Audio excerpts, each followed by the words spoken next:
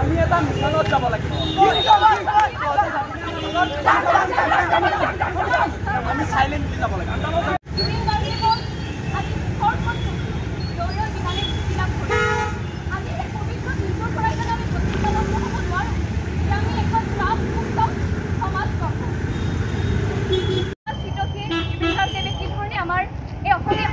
পৰিকল্পনা কৰিছিল গতিকে নিশ্চিতভাৱে তেওঁ নিবিচাৰে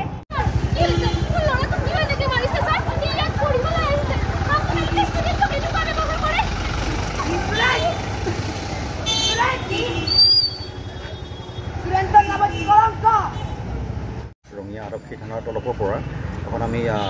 ঘটনাত উপস্থাপন কৰিছিলোঁ আৰু উপস্থাপন কৰিছে আমাৰ বিশিষ্ট পৰিচালক আমাৰ চন্দন আছে তেওঁৰ নেতৃত্বত নটৰাজ যিটো আমাৰ নাট্যদল আছে তেওঁলোকে এখন ধুনীয়া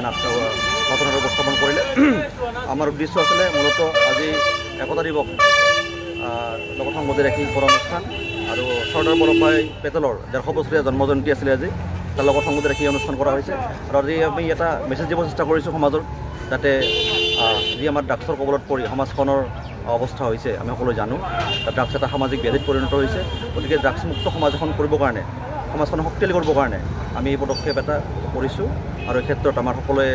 সহযোগ কৰিছে উপস্থিত ৰাইজক সাংবাদিক বন্ধুসকলক আমাৰ এই বাতৰি দলৰ লগত জড়িত অভিনেতা অভিনেত্ৰী পৰিচালক সকলোকে মই ধন্যবাদ জ্ঞাপন কৰিছোঁ।